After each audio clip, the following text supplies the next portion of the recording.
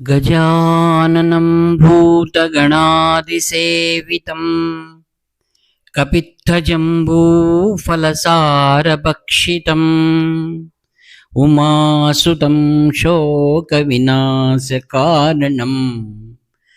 नमामि विघ्नेश्वरपादपङ्कजम्। सदाशिवसमारम्भां शङ्कराचार्यमध्यमाम् अस्मदाचार्यपर्यन्तां वन्दे गुरुपरम्पराम्। अपारकरुणासिन्धुं ज्ञानदं शान्तरूपिणं श्रीचन्द्रशेखरगुरुं प्रणमामि मुदान्वहम्।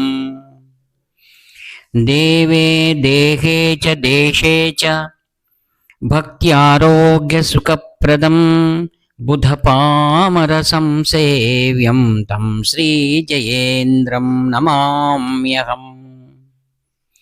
नमामः शङ्करान्वाख्यविजयेन्द्रसरस्वतीं श्रीगुरुं शिष्टमार्गानुनेतारं सन्मतिप्रदम् श्री सत्यचन्द्रशेखरेन्द्र सरस्वती स्वामिने नमः। सर्वमङ्गलमाङ्गल्ये शिवे सर्वार्थसाधिके शरण्ये त्र्यम्बके देवी नारायणि नमोऽस्तुते। जय नारायणि नमोऽस्तुते। ప్రియమిత్రులందరికీ కూడా హృదయపూర్వక ధన్యవాదాలు.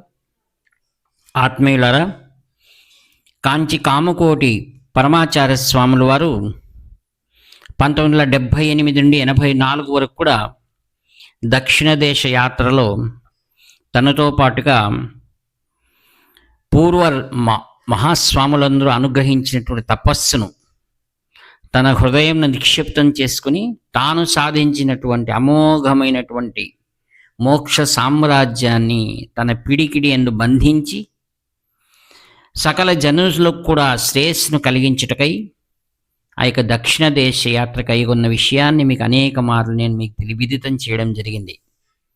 ఆత్మీయులారా, శ్రవణానందకరమైనటువంటి మహాత్ముల యొక్క కర్మలని కూడా లీలలు అని సంబోధిస్తారు. భగవంతుడు అనేకమైన లీలలు అనేక యుగములలో కొనసాగించిన విషయం మనకు వేదవ్యాస మహర్షులు ప్రణీతమైనటువంటి మహాభారత భాగవతాది ఇత్యాది గ్రంథములందు మనం రోజు కూడా వింటూ ఉన్నాం.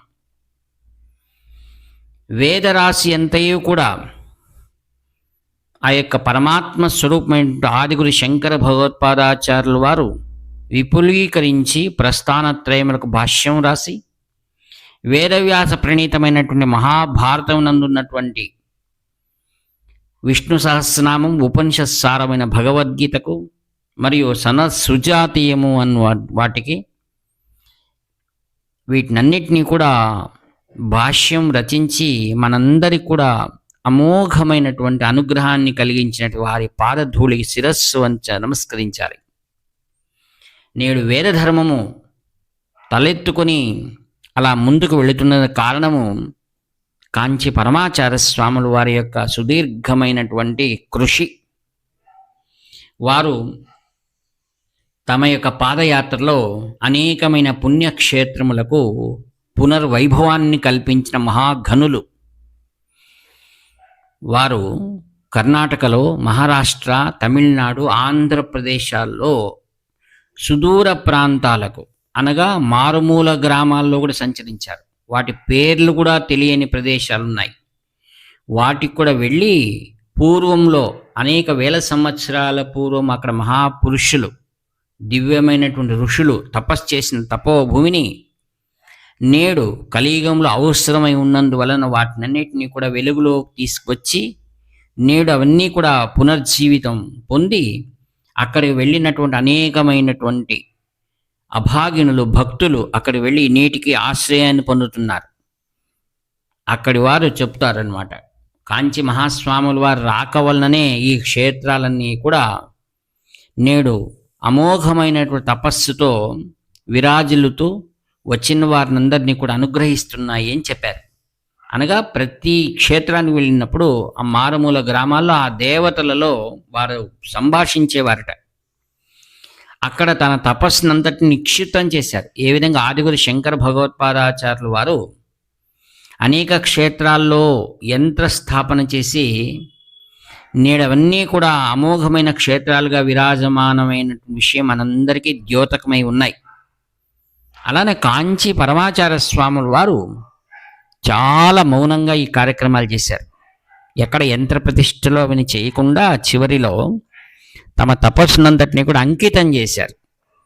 అందుకు ఉదాహరణగా శ్రేష్టమైనటువంటి మహాగావ్ అనే ప్రదేశాన్ని గురించి మనం చర్చించుకుందాం.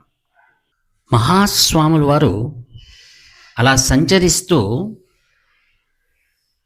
చాలా పురాతనమైనటువంటి నాగనాథ స్వామి మఠం అని ఉంటుంది మహారాష్ట్రలో, మహాగావ్ అని దాని పేరు. అక్కడికి వెళ్ళడానికి కారణం ఏమనగా స్వాములు వారు వేరే చోట విడిది చేసి ఉన్నప్పుడు దాదాపుగా 85 సంవత్సరాల ఒక వృద్ధ దంపతులు వచ్చారు. శ్రీవారికి నమస్కారం చేస్తూ ప్రార్థించారు. మా పూర్వం నుండి వంశపారంపర్యంగా వస్తున్నటువంటి మా మఠం ఈరోజు దీనస్థితిలో ఉంది, భక్తులు ఎవ్వరు రావటం లేదు, మరియు అద్వైతానికి సంబంధించినటువంటి పీఠమే అది, దయచేసి మీరు పదార్పణ చేసి మా యొక్క వంశాన్ని అనుగ్రహించాలని ప్రార్థించారు. అట్టి వృద్ధ వయస్సులో ధర్మం పైన ఆసక్తి ఉన్నటువంటి ఆ దంపతులను చూసి స్వాములు వారు తప్పక వస్తాము అన్నారు. మహాస్వాముల వారు అన్ని పనులు కూడా పక్కన పెట్టి తదనంతరం శిష్యులతో కలిసి చాలా సుదూర ప్రాంతమైన మహాగావ్ చేరుకున్నారు. అక్కడ గ్రామ ప్రజలు శ్రీవారు వస్తున్నారని దివ్యమైన హారతులు పట్టుకొని మహారాష్ట్ర పాటలన్నీ భక్తితో ఉన్నాయి. ఇవన్నీ కూడా గురువు గురించి స్మరిస్తూ వారిని స్వాగతం చేశారు. స్వాముల వారికి పురాతనమైనటువంటి మఠం కావున ఏ వసతులు కూడా లేవు అక్కడ. వారు తమకై వేరుగా గది చేయాలి అంటే వారి దగ్గర ధనం యొక్క ఆవశ్యకత ఉంది, వారి దగ్గర లేదు. స్వాముల వారు అన్నారు పరిచారకులతో, చిన్న గది చాలు మనకు అన్నారు. సరే అని శ్రీవారికి ఒక చిన్న గది ఏర్పాటు చేశారు. లోపలికి జనం వెళ్ళి రావడం అంటే కష్టం, ఎందుకంటే వారిని తాకేటువంటి అవకాశాలు ఉన్నాయి. అందుకు స్వామివారు ఏం చేశారంటే ఒక కిటికీ చిన్నది ఉంది కదా, దాన్ని కొంచెం పెద్దగా ఏర్పాటు చేయండి అన్నారు. పరిచారకులు అలానే ఒక పెద్ద కిటికీ ఏర్పాటు చేశారనమాట. ఎవరైనా వచ్చిన వారు ఆ కిటికీ ద్వారా స్వామివారు దర్శించుకొని వారి ఆశీస్సులు పొందేటువంటి వారు.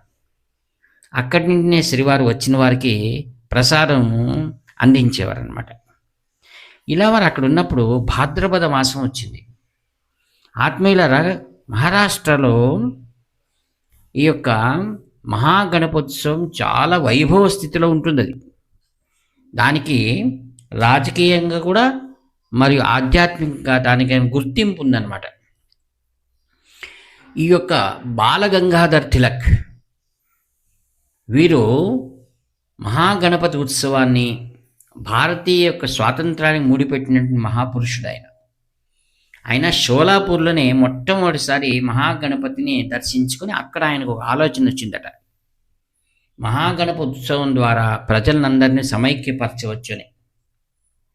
ఆ విధంగా తిలక్ వాటితో ప్రారంభించినటువంటిది అది గొప్ప ఉత్సవంగా నేడు మహారాష్ట్రలో చాలా వైభవంగా జరుగుతుంది. మహాస్వాముల వారు మహాగణపతిని తన పరిచారకులు ముందర పెట్టుకొని ఇలా చేయాలి అలా చేయాలి అని గణపతిని వారు నిర్మింపచేసి మహాగణపతి ప్రతిష్ఠ చేశారు. మట్టి గణపతిని మృత్తికతో.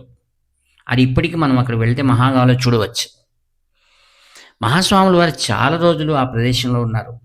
రోజు ఉదయాన్నే స్వాముల వారి దగ్గరలో ఉన్నటువంటి చెరువుకు స్నానానికి వెళ్ళేవారు.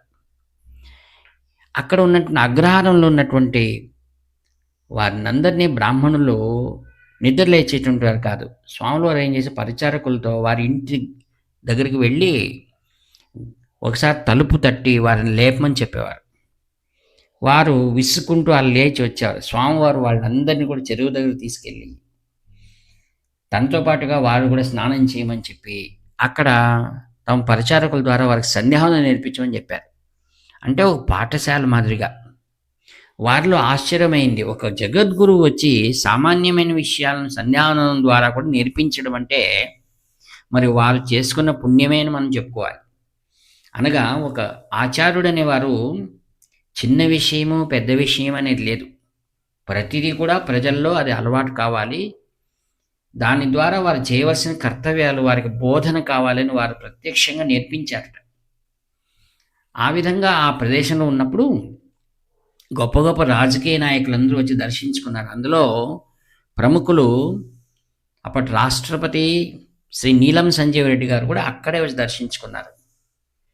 ఈ విధంగా ఆ నగరానికి, ఆ ప్రదేశానికి గొప్ప ప్రఖ్యాతి వచ్చింది. అన్ని వార్తాపత్రికల్లో ఇటువంటి ప్రముఖులు రావడం, మహాస్వామిని దర్శించుకోవడం, వారు చేసిన రోజు కూడా ఇటువంటి కార్యక్రమాలన్నీ కూడా బాగా ప్రజల్లో చొచ్చుకొని వెళ్ళింది. ఈ విధంగా వారి తపస్సు కూడా నిక్షిప్తం చేయడం ద్వారా నేడు మహాగావ్ ప్రదేశం అనేక మంది యాత్రికులు అక్కడికి వెళ్ళి ఆ పూర్వ వైభవం సంతరించుకున్న దాన్ని జ్ఞాపకాలు చేసుకుంటూ మహాస్వాముల వారి యొక్క కృపాశీర్వాదంతో అదొక తీర్థయాత్రగా, తీర్థక్షేత్రంగా ఈరోజు విరాజమానం అవుతుంది. ఆత్మీయులారా, అందుకే మహాత్ములకు తీర్థపాదులు అని పేరు. వారు ఎక్కడ వెళ్తారో అదొక తీర్థం మాదిరిగా, అనగా పవిత్రమైన ఒక క్షేత్రంగా విరాజమానం అవుతుంది. మేము ఈ విషయాలన్నీ కూడా సంగ్రహించడము మరియు అవన్నీ కూడా వీడియోలు తీసి భద్రపరిచారు. ఆత్మీయులారా, మేము రథయాత్ర చేసుకుని వెళ్తున్నప్పుడు నా యొక్క కార్యక్రమం అంటే మొదటగా వెళ్ళడం, ఆ డైరీ యొక్క మెట్టూరు స్వామివారు రాసినటువంటి డైరీ ఆధారంగా ఆ ప్రదేశాలకు ఫస్ట్ నేను వెళ్ళాలి, సర్వే అంటారు దాన్ని. ఆ ప్రదేశాల్లో వెళ్ళి ఈ రథం వచ్చే ముందు తగినటువంటి ఏర్పాట్లు చేయాలి. వారు ఎక్కడ వస్తే ఎక్కడ దిగాలి, వసతి, భోజనము, ఇవన్నీ. అందులో భాగ్యంగా నేను బెల్గాం దగ్గర స్వాముల వారు ఒక చిన్న దేవస్థానంలో వెళ్ళి అక్కడ కూర్చుని ధ్యానం చేశారనే విషయం ఆ డైరీలో ఉన్నందువల్ల నేను వెళ్ళాను. నాకు ఆశ్చర్యం అనిపించింది ఏంటంటే, అది ఒక వైష్ణవ ఒక క్షేత్రం. అది అక్కడ వైష్ణవ క్షేత్రంలో వెళ్ళి నేను వారికి చెప్పాను, ఈ విధంగా వెనకలు వచ్చారు కదా, ఆ రథయాత్ర వస్తుంది, ఇక్కడ కొంచెం మీరు వచ్చిన వారి కింద చెప్తే ప్రజలు కూడా వచ్చి దర్శించుకుంటారు అని. బహుశా వారి కుమారుడు ఉండవచ్చు, యువకుడు. ఆయన ఏమన్నాడంటే, ఇవన్నీ జరగదండి, ఇక్కడ ఎవరు వస్తారు, ఇక్కడ అది ఏర్పాటు చేయడానికి కాదు అన్నారు. నేను అన్నాను, మీరు ఏమీ బాధపడకండి, మేమేమి ఆశించము, మేము వచ్చి ఇక్కడ రథం వస్తుంది, తర్వాత హారతులు ఇస్తాము, వచ్చిన వారు దర్శించుకుంటారు అని చెప్పాను. అలా చెప్తుండగానే ఆయన ఏం వినిపించుకోలేదు. ఆశ్చర్యం ఏం తెలుసా, అక్కడున్నటువంటి విష్ణుమూర్తి నుండి ఒక ప్రధానమైనటువంటి హారం అలా దబేల్ని పడిపోయింది. అది చూసి ఆ యువకుడు ఆశ్చర్యపోయాడు. వెళ్ళి వాళ్ళ తండ్రికి జరిగింది చెప్పగానే వాళ్ళ తండ్రి గారు వృద్ధుడు వచ్చి కుమారుని బాగా చీవాట్లు పెట్టి, ఎవరి వలన ఇది అభివృద్ధి అయింది తెలుసా ఈ క్షేత్రం, ఆ మహాపురుషుడు రాక వల్ల నేడు ఇంతమంది భక్తులు వస్తున్నారు, వారు అద్వైతము ద్వైతం అనే మాటలు కట్టిపెట్టు, వారు వచ్చిన వారిని ఆ రథయాత్రలో జరగని మీరు రండి అని మాకు ఎంతో ప్రేమతో చెప్పారు. ఈ విధంగా స్వాముల వారు సూక్ష్మ దృష్టితో ఆయనకు అనుభవాన్ని కలిగించారు. విష్ణు మెడలో ఉన్నటువంటి పూలహారము పడిపోవడం ఆ అబ్బాయికి చాలా ఆశ్చర్యం అనిపించింది. అంటే నేను సూక్ష్మ రూపంగా ఉన్నాను అని శ్రీవారు అక్కడ దర్శింపజేశారనమాట. మా వైభవంగా రథం వెళ్ళింది. అనేక పరిసర ప్రాంతాల నుండి మహాస్వాముల వారు నాడు వచ్చి వెళ్ళారు, రథంలో వస్తున్నారని ఎందరో భక్తులు వచ్చారు. చాలాసేపు అక్కడ భజనలు, కీర్తనలు, మరియు కర్ణాటక మరియు మహారాష్ట్ర బార్డర్ కావున అనేకమైనటువంటి సంకీర్తనలు జరిగాయి. అక్కడ చాలా వైభవంగా అనేకమైనటువంటి వేడుకలు చేసుకొని వారందరికీ ప్రసాదాలు ఏర్పాటు చేశారు ఆ నగరంలో ప్రజలు, అక్కడ వారందరూ కూడా. ఈ విధంగా వైభవంగా వారు స్థూల శరీరంగా ఉన్నప్పుడు వారు చేసినటువంటి మహిమలు ఇప్పటికి కూడా అక్కడ ప్రజలు జ్ఞాపకం చేసుకుంటూ ఉంటారు. అందుకే మహాత్ముల పాదం అనేటువంటిది సాక్షాత్తు దైవస్వరూపం మనం భావిస్తూ అనేక మహిమలు చేస్తున్నటువంటి కాంచీ మహాస్వాముల వారి దివ్య పాదపద్మములకు శిరస్సాష్టాంగ వందనం సమర్పిస్తూ ఈ వాక్పుష్పములను ప్రస్తుత పీఠాధిపతి శంకర విజయ సరస్వతి మహాస్వాముల వారి దివ్య చరణాలను సమర్పిస్తూ సెలవు తీసుకుంటాను. ఇట్లు మీ ఆత్మీయ మిత్రుడు నివర్తి నాగభూషణ శర్మ. 7483229249. హర హర శంకర జయ జయ శంకర, హర హర శంకర జయ జయ శంకర, హర హర శంకర జయ జయ శంకర.